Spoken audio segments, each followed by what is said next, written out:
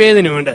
കഴിഞ്ഞ ഓണത്തിന് ഞാൻ കോട്ടയം, പത്തനംതിട്ട, ഇടുക്കി ജില്ലകളുടെ പല ഭാഗങ്ങളിൽ ഇങ്ങനെ ധ്യാനങ്ങൾക്ക് പോകുമായിരുന്നു. അപ്പൊ അങ്ങനെ പോയപ്പോൾ പലകൂട്ടം കള്ളച്ചാരായം ഞാൻ കണ്ടു. പ്ലാസ്റ്റിക് കൂട്ടി വെക്കുന്നു. 5-6 പേര് എന്റെ ഓർമ്മയിലുണ്ട്.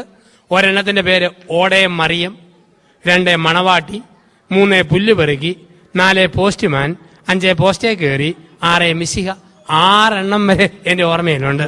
ഓടയം മറിയം എന്ന കള്ളച്ചാരായത്തിന്റെ പ്രത്യേകത, അതിന് 2 കവിള് കുടിച്ചാൽ മതി, കുടിച്ചയാള് അടുത്തുള്ള ഓടയിലോട്ട് മറിഞ്ഞു വീഴും, എഴുന്നേറ്റ് വാമ്പാട്.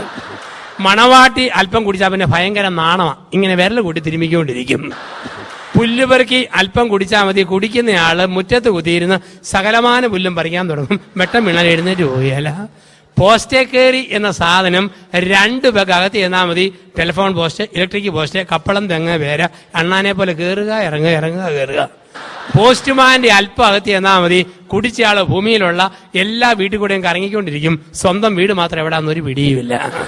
മിശിഹ 2 പേർക്ക് അകത്ത് ചെന്നാൽ മതി, ചെല്ലുമ്പം കണ്ണടച്ചോ, പിന്നെ 3-ാം പൊക്കെ കണ്ണു തുറക്കാൻ പറ്റത്തുള്ളൂ. ഇതാണ് മിശിഹ. അപ്പം ഇതിന്റെ പല രൂപമുണ്ട്. ഇതാണ് പറയുക, കുടുംബം ഒരു ബാർ ഹോട്ടൽ, ഒരു മദ്യഷാപ്പ്. ചിലപ്പോൾ നമുക്കറിയാം കുടിച്ച് അങ്ങേയറ്റം ആവുന്നവരെയും കണ്ടിട്ടുണ്ട്.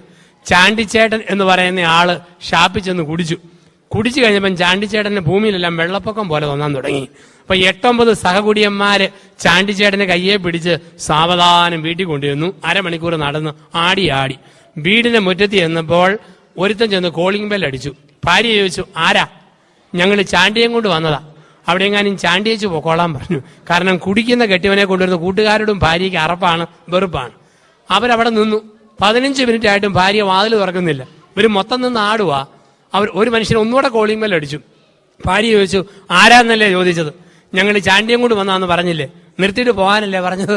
പൊരുത്തന്നെ മറുപടി, പൊന്നു പെങ്ങളെ ഇങ്ങോട്ടൊന്ന് ഇറങ്ങി വന്ന് ഞങ്ങളിൽ ആരാ ചാണ്ടിയെന്നൊന്ന് കാണിച്ചു തരാമോ? ഇതാണ് അവസ്ഥ. ഇപ്പൊ കുടുംബം ഒരു ബാർ ഹോട്ടൽ, കുടുംബം ഒരു